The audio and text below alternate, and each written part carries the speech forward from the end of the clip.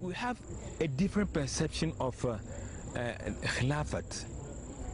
It is within us, it is for us, it is ours. So it is something that, a treasure that we have to hold dearly, safeguard it, so that it will live long for people even after us. The whole place was full with people, up to the streets and everywhere. There were people even on top of these buildings, viewing Huzur, shouting and waving their white handkerchiefs. For at least for about 10 minutes, the place was just unbelievable. I personally was shocked. Even Ameen Sahib asked if we were trying to bring the headquarters to Kumasi.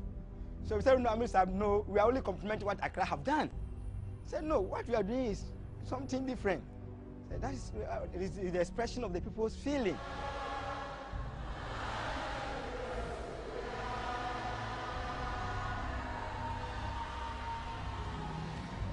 We are standing here looking at Huzur up there, and he also standing there and waving us like this, that he saw us waving handkerchief, singing, because how the man is, you can't look at him. He's a very great man.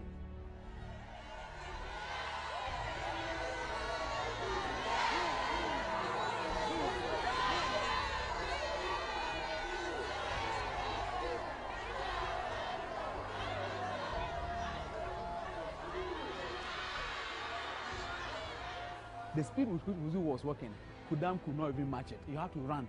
Huzur was working, but as a matter of fact, the Hudam had to run before we could make up. The whole place was charged, and they were just all looking, because they didn't know what is actually happening, that all Ahmadis have gathered, they blocked this road, because this is not a road that you can usually block. But under the circumstance, Huzur was coming, and then the road was blocked. Huzur entered the mosque, and I was just standing there, and I held Huzur's sandals. As an Ahmadi, I have the strong conviction that if you are talking about a representative of Allah subhanahu wa ta'ala on this earth, is a Khalifa to Masih.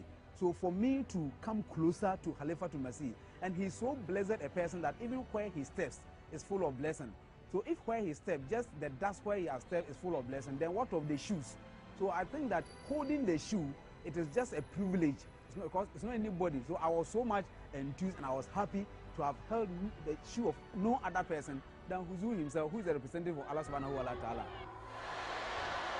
Huzur appeared at the top there while everybody was waiting here. And that was definitely one of the most heart-touching and electrifying moments that I have ever witnessed. After the Zuhur and Asar prayers, we requested Huzur to come up to the balcony to say salam to the Jamaat. So Huzur, we came through this entrance. So as soon as Huzur came here, the members were overwhelmed. When we saw Huzur like an angel, he's a noble man. He's a nice man. My mom is a Catholic, Roman Catholic. When he hear that Huzur is coming, he'll say, I will go and see your spiritual man. When you see that man, my mom make happy. Then he said, yes, this man is a spiritual man. I was so amazed to see Huzur. For the first sight, I couldn't look at him. See how wonderful, how special he was. I couldn't look at him. I said, this is the great man.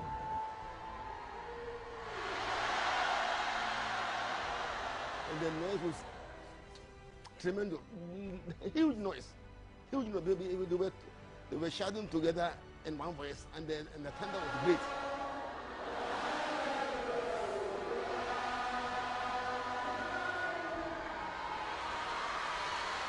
The unity with which the members of the Jamaat sang is in itself a clear indication that if there is any one institution that can unite mankind, it's Khilafat. The hadith says, let's have a jannati. I can't say what we saw that day all here. I can't say.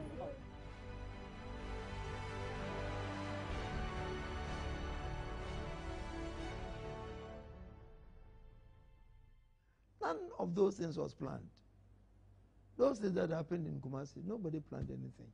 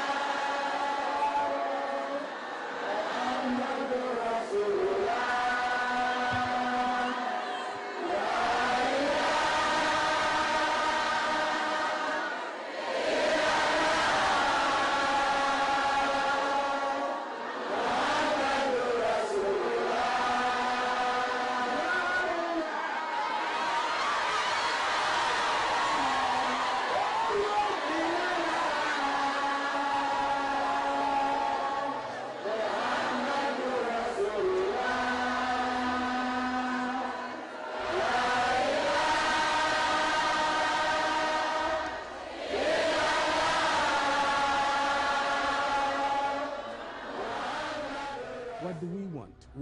We want to see somebody leading us who is spiritually pure. And if you see a thing like this, certainly nobody will tell you to believe that here is somebody who knows what he's about. And everybody will want to follow people who are spiritually imbued in that.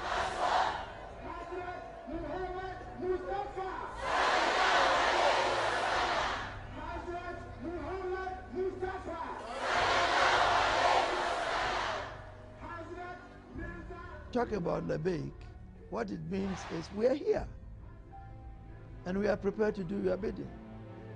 We consider ourselves as your beloved followers, and we sacrifice ourselves and our hearts and our minds and everything, you know. So we are prepared for whatever you bid us to do.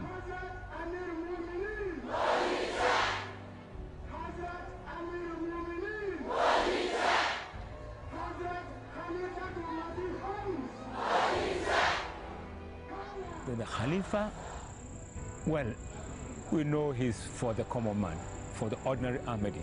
When we write to him, he responds. When we speak to him, he accepts. When we ask him for praise, he prays for us.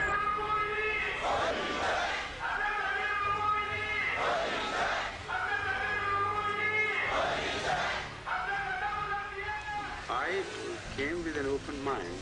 First of all impelled and motivated by the love of the people.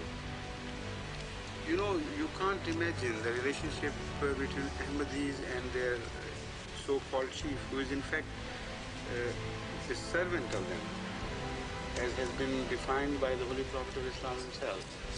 Sayyidul Qawme Khadimuhum. That person who is a true leader of the people has to be their true servant. So our relationship is a mutual master-service relationship, which is oscillating between me and the community in a manner that both want to serve and both are held in high esteem and high respect. So that generates an immense love which is unseen in the rest of the relationships in the world. So that is why when I go to the people, just looking at them fills my heart with sublime pleasure. And I know the same is happening there. I was grateful to God Almighty. Witnessing the sincerity and loyalty of the new and old Ahmadis, I was overcome by feelings of gratitude and praise for Allah the Almighty. Indeed, I would go so far as to say that your noble feelings that were rich with sincerity and devotion, and that flowed from every face of every child, old, young, man and women, not only created a deep love for you in my heart, but I feel that it conveyed to many Ahmadis living far away countries that should you wish to learn new ways of love and affection for the Khalifa of the age, then learn it from Ghanaian Ahmadis.